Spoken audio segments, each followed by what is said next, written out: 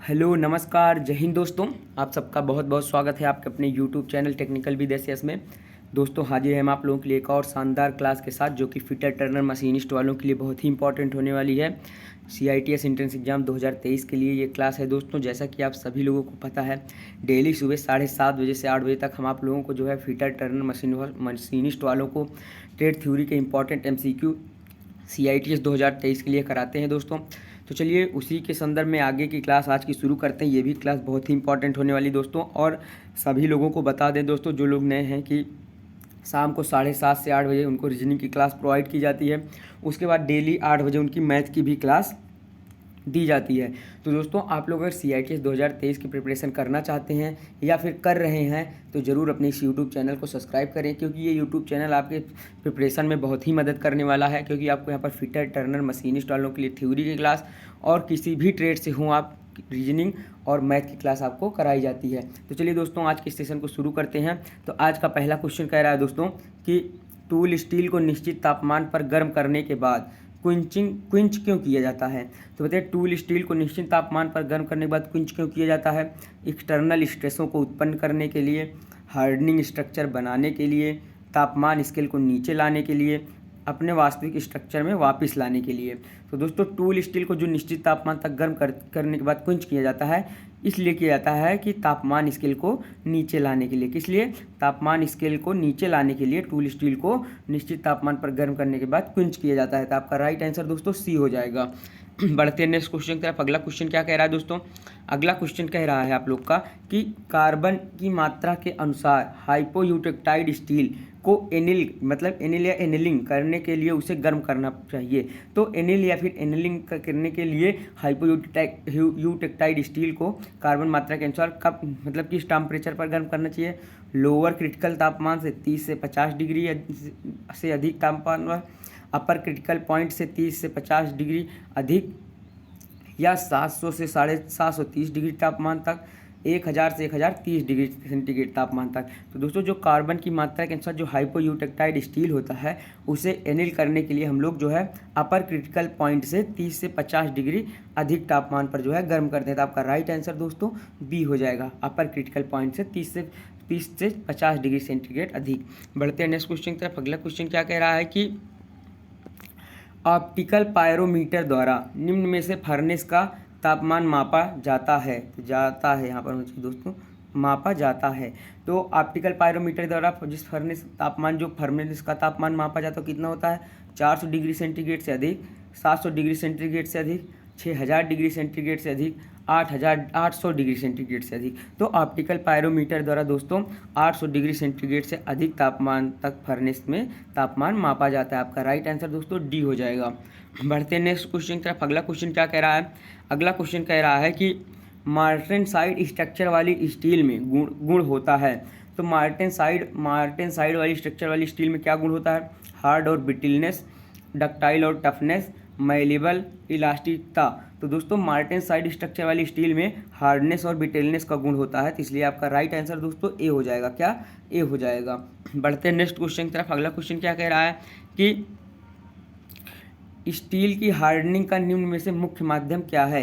तो स्टील की हार्डनिंग का मुख्य माध्यम क्या है? गर्म करने की विधि और समय, स्टील में कार्बन की प्रतिशत मात्रा, ठंडा करने की गति, क्वंचिंग मीडिया। तो दोस्तों स्टील की हार्डनिंग का निम्न में से मुख्य माध्यम जो है वो स्टील में कार्बन की प्रतिशत मात्रा है। तो कार्बन की मात्रा जितनी अधिक होगी स्टील में वह उतना हार्ड होगा। तो आपका राइट आंसर दोस्तों बी हो जाएगा। बढ़ते हैं नेक्स्ट क्वेश्चन की तरफ। अगला क्वेश्चन क्या कह रहा है कि स्टील की हार्डनिंग करने के लिए उसे ठंडा करने की दर डैश होती है। तो स्टील की हार्डनिंग करने के लिए, जब हार्ड करने के लिए उसे जो गर्म करने के बाद ठंडा करते हैं तो दर क्या होती है? 100 डिग्री सेंटीग्रेड पर सेकेंड, 150 डिग्री सेंटीग्रेड पर सेकेंड, 180 डिग्री सेंटीग्रेड पर सेकेंड, 210 डिग्री सेंटीग्रेड पर सेकेंड। तो जो ठंडा करने की जो दर होती है दोस्तों होती है 180 डिग्री पर सेकेंड। आपका राइट आंसर दोस्तों सी हो जाएगा। बढ़ते हैं नेक्स्ट क्वेश्चन की तरफ। अगला क्वेश्चन क्या कह रहा है कि निम्न में से स्टील का हार्डनिंग का मुख्य उद्देश्य क्या है। तो स्टील के हार्डनिंग का मुख्य उद्देश्य क्या है? स्टील की घिसावट को रोकना, अन्य धातुओं को काटने योग्य बनाना, स्टील की स्ट्रेंथ कम करना, मार्टेनसाइड स्ट्रक्चर प्राप्त करना। तो स्टील के हार्डनिंग का मुख्य उद्देश्य ये है दोस्तों कि स्टील का जो है ये है कि आपका जो स्टील का जो हार्डनिंग का मुख्य उद्देश्य है स्टील की घिसावट को रोकना। दोस्तों आपका जो है स्ट्रेंथ कम करना है, हार्डनिंग करेंगे तो स्ट्रेंथ कम नहीं होती है, घिसावट को रोकता भी है, अन्य धातुओं को काटने के योग्य बनता है, मार्टेनसाइड स्ट्रक्चर प्राप्त करना। तो मुख्य उद्देश्य इसका होता है दोस्तों मार्टेनसाइड स्ट्रक्चर प्राप्त करना। वैसे तो ये तीनों होते हैं, लेकिन इसमें पूछा है मुख्य उद्देश्य क्या है, तो मुख्य उद्देश्य होता है मार्टेनसाइड स्ट्रक्चर प्राप्त करना। आपका राइट आंसर दोस्तों डी हो जाएगा। बढ़ते हैं नेक्स्ट क्वेश्चन की तरफ। अगला क्वेश्चन क्या कह रहा है कि निम्न में से कौन सा उद्देश्य टेम्परिंग का नहीं है। इसमें एक ऑप्शन नहीं, एक ऑप्शन होगा इनमें से कोई नहीं। क्या? इनमें से कोई नहीं, इनमें से कोई नहीं। तो इनमें से कोई नहीं, आप ये भी जान लीजिए कोई नहीं, ये एक ऑप्शन आप भी लिख लीजिए, इनमें से कोई नहीं। तो स्टील की भंगुरता को कम करने करके टफनेस बढ़ाना, स्टील की घिसावट को रोकना, मार्टेनसाइड स्ट्रक्चर से टोरासाइड स्ट्रक्चर प्राप्त करना। मतलब स्टील के टेम्परिंग का उद्देश्य कौन सा नहीं है, तो स्टील के टेम्परिंग का उद्देश्य दोस्तों स्टील की घिसावट को रोकना ये नहीं है। आपका राइट आंसर दोस्तों बी हो जाएगा। क्या हो जाएगा? स्टील की घिसावट को रोकना ये टेम्परिंग का मुख्य उद्देश्य नहीं होता है।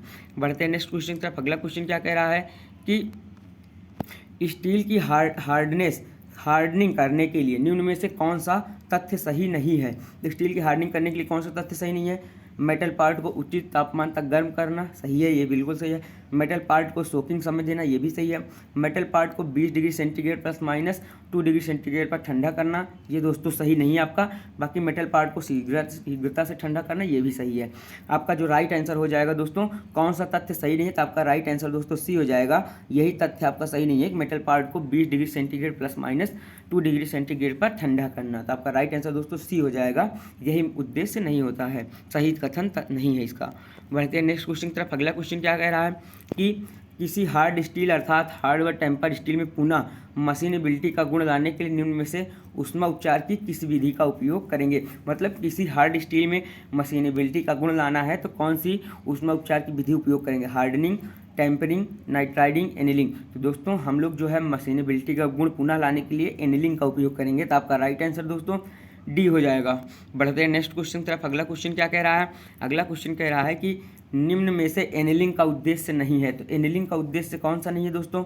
मशीनेबिलिटी का गुण प्राप्त करना, मशीनेबिलिटी व डक्टिलिटी का गुण प्राप्त करना, स्टील को इंटरनल स्ट्रेसों से मुक्त करना, स्टील की चमड़ी को सख्त बनाना। तो दोस्तों एनिलिंग का मुख्य एनिलिंग का जो उद्देश्य नहीं है वो होता है एनिलिंग की चमड़ी को सख्त बनाता। आपका राइट आंसर दोस्तों डी हो जाएगा, क्योंकि ये एनिलिंग का उद्देश्य नहीं है। बाकी ये तीनों उद्देश्य होते हैं तो ये तीनों सही है, बाकी ये नहीं है तो इसीलिए यही राइट हो जाएगा, ऑप्शन नंबर डी सही हो जाएगा।